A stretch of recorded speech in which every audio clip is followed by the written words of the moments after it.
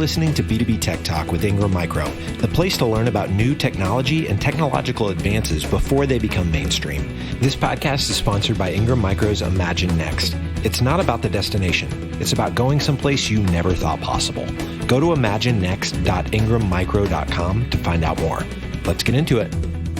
Welcome to B2B Tech Talk with Ingram Micro. I'm your host, Shelby Skrhak, and our guest today is Michelle Ritz, Regional Project Marketing Manager for Jabra. Michelle, welcome. Thanks so much, Shelby. So happy to be here today. Excellent. Well, today we are talking about Jabra's Hybrid Ways of Working report for 2022, which explores three different areas. There was worker autonomy, workspaces, and technology. So I want to break those down. But first, I wanted to kind of share the introductory paragraph because I thought it was actually a good state of the union, if you will, for where we are with hybrid working. And said, we're 2 years into the greatest work experiment of all time. What began as a necessary shift to remote work has evolved into a long-term exploration of hybrid ways of working. Together, we've had the opportunity to completely reinvent how, when, and where we work. So let me ask you, Michelle, what does today's office space look like? Yeah, that's a great question, Shelby. And what's interesting is I think we're still living in this experiment. I think over the last few years, organizations have been talking about what this return to office will look like.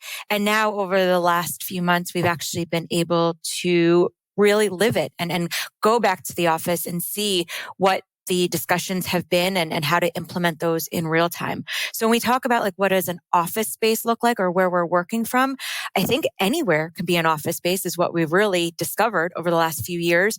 And that in terms of hybrid, it's really about having the space, technology, and organizational processes all working together to make that successful return to office.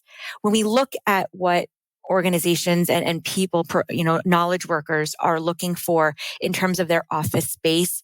They want to have a space that's, quiet where they can focus if they need to work individually, meeting rooms that are equipped with technology, typically video and audio, so that they can include people that are working from home in addition to people that are in the office, but also flexible access to desk space, depending on who's coming in the office. And then just potentially one room, virtual meeting room. So if I need to interact with somebody who's not in the office, I can have a space to do that. So we're looking at different, areas and spaces for how organizations will set up their offices as people start to return more and more to the office. Yeah, well, the landscape for remote workforces, it's really changed since our original remote work plans. So we're kind of maturing in these remote workforce plans, and we're still in that experiment, like you said. So why is worker autonomy an important factor in a successful remote workforce?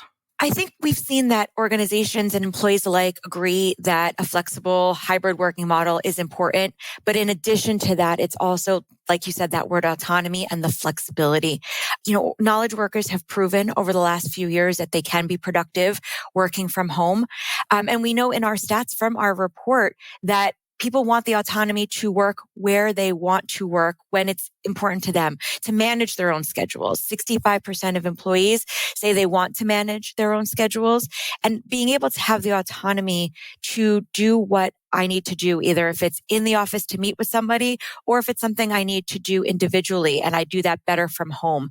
Being able to have the flexibility to choose that is really important.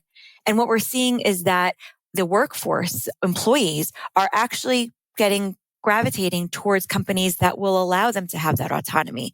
That is actually taking over as one of the main criterias over compensation and other perks that organizations offer. Being able to have that flexibility and autonomy is really a driver for when people are looking to join new organizations. That's so true. I mean, it used to be that the perks were free drinks and food at the office, but now, the hot perk is really because we realized, maybe there's more than just spending an hour in the car to get to work, being there and spending an hour in the car to get back. It really is fascinating. And I think, so this report, then the second pillar of it was studying workplaces. So can you share some of those insights about return to work versus work from anywhere? Are there generational factors that play into this? Absolutely. And like I mentioned just a moment ago, we know that organizations and employees are aligned to having the hybrid working model, to be able to work in the office if they need to meet with somebody, or if it's conducive to being in the office, working from their home location certain times during the week, or even from a third location. And that's what we're seeing as well, is that it's not necessarily the home or office. It's even having that flexibility to work in a busy cafe or an airport, but having the technology and the tools to be able to do that productively. And as you mentioned just a moment ago, the flexibility and tying to that autonomy is being able to make your own work schedule. We know that, while we're hearing the term of digital fatigue and there's this blur between work and home life balance, employees are still saying that they have a better work-life balance because they're able to do what works for them in terms of being able to leave and pick up their kids midday or take a call from a busy airport. So being able to fit that into their schedule. But when we look at office spaces in terms of your point, Shelby, about the generation, we know that as this is growing, workers are already considering changing jobs for employees that offer that hybrid option. On an overall level, it's about 48% of workers are saying this, but we see that that's higher for millennials. 63% of millennials have said they've considered changing their job to work for an employee that offers that hybrid option. And that 77% prefer to work for a company that gives them that flexibility. They'd rather be able to have the autonomy to work from anywhere, the ability to work from, their schedule. They prefer that over a fancy corporate headquarter location and going into the office, 5 days a week. Yeah. And what about the generations that actually entered the workforce when all of this was happening? They've only known work from anywhere or remote work. How does the workplace look to them now? Absolutely. There can definitely be, people who have joined the workforce who have never been in the office. They've only been full remote. So now having to adjust to that, it takes planning. And I think that was one of the key things for that call out in the beginning is how it really ties together the space, technology, and organizational processes, because we know hybrid working works, but it also takes a little bit more planning in terms of, do I have the right tools to work from home or the office? If I'm productive in the office and I need to go home or have that time in between that transit, how do I ensure that I remain productive? I have my full setup here with my audio, my video, my laptop. But when I go to the office, where am I going to find a space to sit? So it's just really thinking about and planning these specific details that we've never had to think about in order to remain productive no matter where we're working. Right. Well, I actually just the other day, I read a New York Times opinion piece. It said hybrid models should not create new hierarchies that place a premium on in-person face time. So that's a topic that we're starting to hear about, this idea of meeting equity. So for those that are new to that concept, can you talk a little bit about meeting inequities with remote versus on-site employees, and I guess how technology is part of that conversation? Absolutely. And I think from our stats that we've learned is we know that more than half of employees are concerned about how their careers are going to progress if they're full remote. So that meeting equity is a huge concern. They're worried about if they are only remote and they're not in the office, do they have access to the same resources as people in the office? And not just resources that are, tangible items, but resources of access to, my direct boss. Do I have that FaceTime with my leaders that I would get if I'm in the office? How do I mimic that remotely?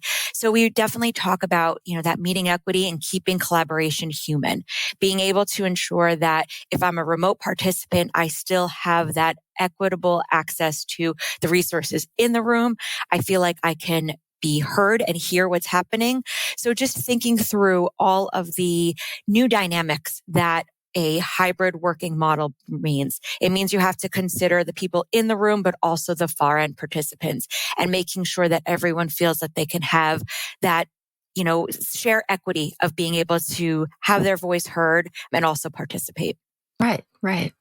Well, the third part of the study was about collaboration technology. So what did the study say about this, and how is Jabra addressing those needs of the collaboration technologies that are out there? So when we look at the report itself, we know that the stats are around, offering technology bundles. So if I feel like I, as an employee, have the resources, the technology at my fingertips to work from home productively, go into the office and transition, I feel like I can overcome that hurdle of my career and being remote because I have access to that. So I think being able to have a technology bundle, we know that organizations are providing products and that's great. We know that employees expect that their organizations provide it to them. If they're not getting a technology bundle or the tools, that's when they typically default to using either what they have at home, the default camera or audio on their laptop, which does not always provide that best experience. So providing the best in class technology for your employees is really going to help bridge that gap. And then we think about what Jabra is bringing to the table. We know that video has become a crucial point in driving these experiences, mimicking that meeting equity.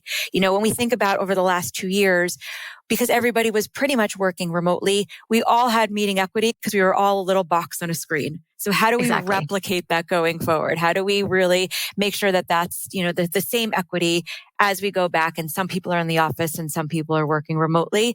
So what we really work to do within Jabra and our video collaboration solutions, our Panicast portfolio, is bring intelligent meeting room experiences. And that's around being able to see everyone within that room.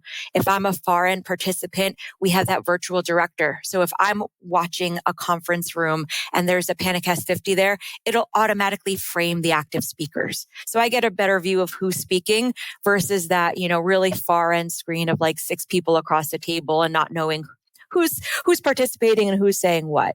Right. And then an additional experiences that we're driving, we'll have our dynamic composition released shortly, which will again mimic that close up of the up to 4 people in that same room, kind of what we've been used to over the last 4 years.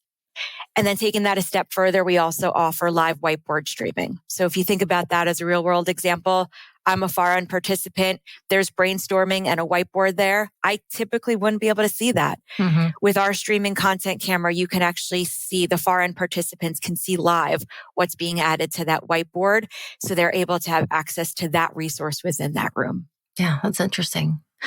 Well, we've talked a lot about video, but also, let's focus a little bit on just the audio. How critical is clear audio and I guess what's possible with really great audio equipment? And you know what? It's funny because we think about how critical video is, but if we don't have audio, then right. that really puts a damper on any sort of collaboration or communication. So we can't overlook how important audio is and good audio. It adds to the digital fatigue. From our studies, we know that if we've presented the same information, one with clear audio, one with audio that's garbles or has echo, it's actually perceived differently on the presenter. The participants view the presenter differently if the audio isn't so good. So it has an impact on you, the one who's actually presenting the information. So we've done a lot of, just updating of our headsets and just really driving home the need for professional and certified headsets, being able to have that link dongle so that you are connected to your laptop, being able to have the boom arm with open office standards so that it is blocking out any background noise and you don't have to worry about, people hearing the noise behind you. So just really ensuring that you get great quality audio as well as seamless integrations with the platforms that we're all, really living our days on these days in terms of those certifications. Yeah.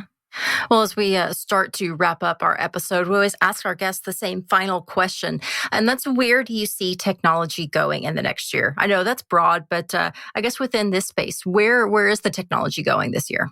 Shelby, it's interesting. And what I hear a lot of across both audio and video is about where we talked about those intelligent meeting experiences. So within Jabra from the video side, just really expanding on the intelligent experiences that we're offering, but also artificial intelligence and AI. We see that coming across even within, the contact centers we engage with, being able to have that artificial intelligence to help guide the users of the headsets and just give them data that they can use to make adjustments.